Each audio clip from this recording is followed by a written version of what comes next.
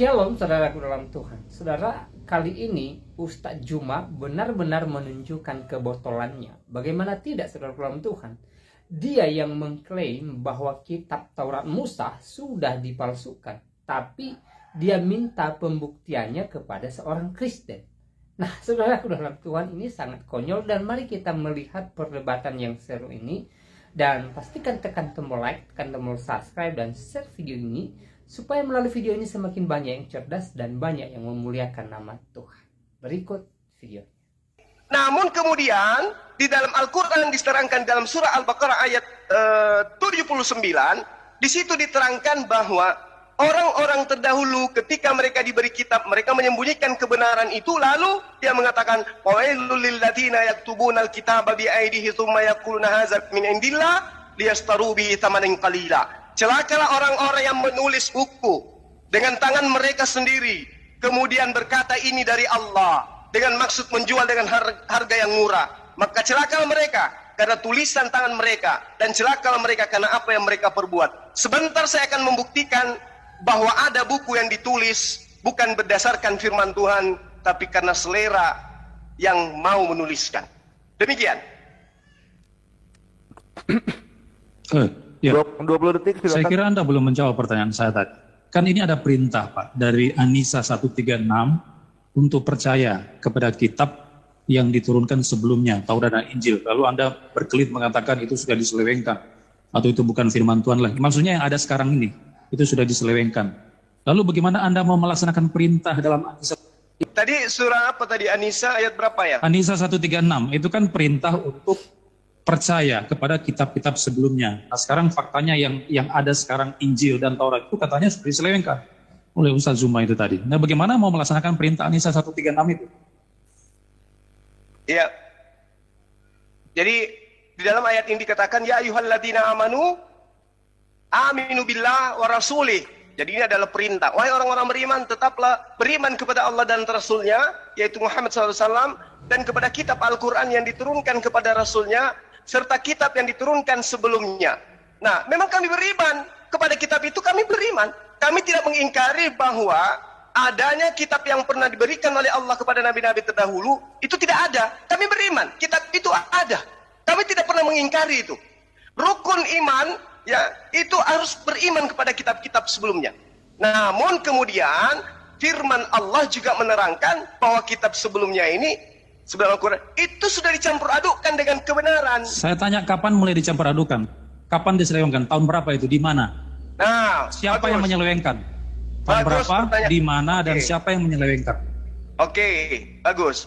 Saya tidak bisa kemudian menjelaskan siapa yang menyelewengkan. Kenapa? Nggak bisa dong. Harus dijelaskan supaya kita ngerti. Oke, itu kemampuan saya terbatas. Lah, nggak bisa. Harus jelaskan.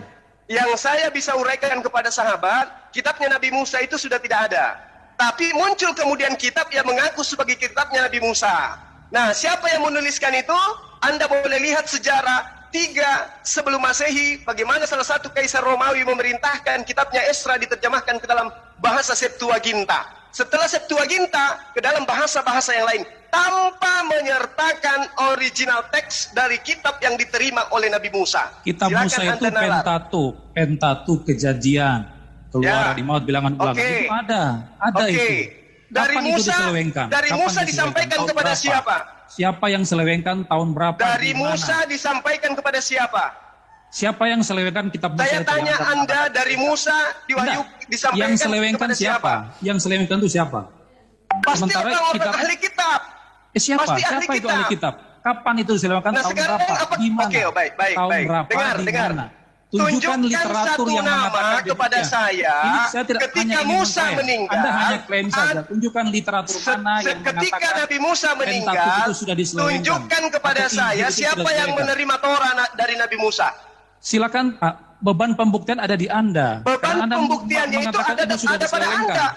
Kalau Anda tidak bisa membuktikan bahwa ada oknum yang menerima Torah dari Musa, berarti kitab yang Anda terima bukan kitab Nabi Musa. Anda harus membuktikan siapa yang menyelewengkan. Anda harus membuktikan ada orang yang menerima kitab Torah dari Musa.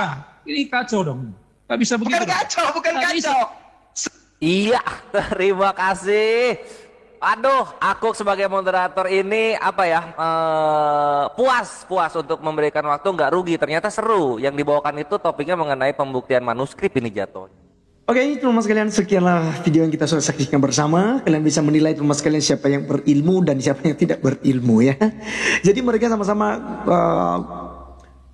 ngototan ya, Juma juga ngototan, kamu yang memberikan bukti gitu. Padahal yang menuduh ya, yang mengklaim adalah Ustadz Juma. Seharusnya beban pembuktian itu adanya sama Juma, bukan sama Pak Albert. Kenapa? Karena Pak Albert ini ya hanya menanyakan. Nah dia kan, kami yakin nih Alkitab yang ada pada kami itu adalah firman Tuhan 100%, ya kan? Lalu Juma mengatakan itu palsu, tidak asli. Maka beban pembuktian itu ada sama Juma. Dan lagi-lagi teman-teman sekalian, si Juma ini kalah ya.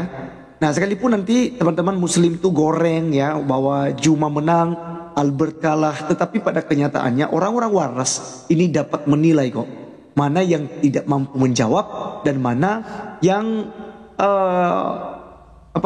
yang bisa menjawab gitu. Siapa yang benar dan siapa yang salah ya biarlah netizen yang menilai, yang menonton setiap video audio yang telah beredar di media sosial itu. Nah, orang-orang tersebut akan menilai mana yang benar. Oleh karena itu teman-teman sekalian, sekian video kali ini dan sampai ketemu di video berikutnya.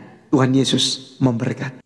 Baik, salam Tuhan. Videonya kita sudah simak percakapan Ustadz Juma dengan seorang Kristen di video tadi, dengan seorang apologet Kristen, dan pembicaraannya cukup seru. Dan di sini kita bisa melihat kebotolan dari seorang Juma.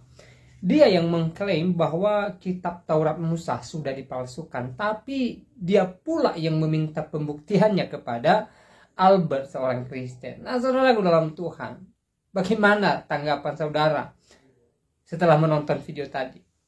Ya, apakah dalam hal ini Juma benar atau tidak, saudara dalam Tuhan? Ya, saudara bisa menilai sendiri. Kalau saya sih, ya, Juma ini terlalu botol, saya lihat ya, bodoh tolol. Kenapa? Kalau dia mengklaim bahwa kitab Taurat Musa itu sudah dipalsukan, harusnya dia membuktikan, bukan dia malah meminta pembuktian bahwa klaimnya itu benar gitu loh ya. Harusnya dia yang membuktikan. Dia mengatakan bahwa kitab Taurat Musa sudah dipalsukan ya, harusnya dia buktikan gitu loh dengan data yang ada, seperti yang disampaikan oleh seorang Kristen di video tadi ya. Siapa yang menyelewengkan, siapa yang mengubah gitu loh, tanggal berapa, tahun berapa ya.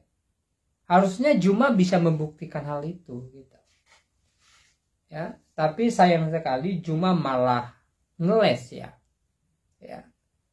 Mungkin dia bingung sendiri dengan apa yang dia sampaikan. Akhirnya dia menggunakan jurus ngeles ya, dengan modal suara nyaring ya. Nah, saudara dalam Tuhan, di sini kita bisa melihat kualitas Juma ini seberapa jauh gitu loh tentang ilmu agama, terutama Alkitab gitu. Ya, makanya selalu saya sampaikan bahwa ilmu Juma itu sebenarnya dangkal sekali ya, bahwa pengetahuannya tentang Alkitab itu sebenarnya sangat tipis sekali ya. Bahkan mungkin tidak ada, saudara dalam Tuhan. Tapi Juma ini memaksakan diri ya membahas Alkitab, dan ujung-ujungnya ya ngawur, ujung-ujungnya tidak sesuai gitu loh ya. Alangkah lebih baiknya kalau Juma ini tidak membahas Alkitab ya, karena semakin dia bahas Alkitab ya, semakin nampak kebotolannya dan semakin nampak kedangkalan ilmu Alkitabnya gitu loh ya. Harusnya dia sebagai seorang muslim ya bicara dengan muslim, pakai data dalam agamanya dia, pakai Al-Quran dia gitu loh Atau mungkin ya, ini hanya kemungkinan ya, atau mungkin Juma ini tidak mengerti kitabnya dia gitu loh, sampai-sampai dia membahas kitab orang Kristen, karena Alkitab itu mudah dibahas ya, karena sudah diterjemahkan. Jadi mungkin ya lebih gampang dibahas gitu loh, walaupun dia tidak tahu tentang Alkitab, dia tidak mengerti tentang Alkitab, dia tidak punya pemahaman teologis tentang Alkitab gitu loh ya. Nah, saudara dalam Tuhan, sekali lagi, seperti apa tanggapan saudara? Silahkan tulis di kolom komentar. Tuliskan tanggapan yang baik, yang positif, terutama tanggapan yang memuliakan nama Tuhan ya. Dan di video tadi, kira-kira argumen siapa yang lebih tepat? Argumennya si Juma atau argumennya si Albert ya? Silahkan tulis di kolom komentar ya. Dan setelah dalam Tuhan, di kesempatan juga saya mau pesankan beberapa hal buat kita ya. Semoga hari-hari ini kita tetap semangat dalam menjalani hari-hari kita, terutama semangat memuji memuliakan nama Tuhan. Pastinya hari-hari ini kita diperhadapkan dengan berbagai hal, entah itu suka, entah itu duka. Tapi apapun yang kita alami hari-hari ini, mari kita tetap bersyukur kepada Tuhan, dan mari kita tetap memuliakan nama Tuhan ya. Karena kita percaya bahwa Tuhan tidak pernah meninggalkan kita, sebagaimana janjinya dalam firman Tuhan, bahwa Tuhan menyertai kita hingga selama-lamanya ya. Jadi mari kita menjadi orang yang bersukacita, yang berbahagia dalam Tuhan, dan berpengharapan kepada Yesus Kristus. Nah, saudara dalam Tuhan, semoga video singkat ini memberkati kita, dan Tuhan Yesus memberkati kita semua. Shalom.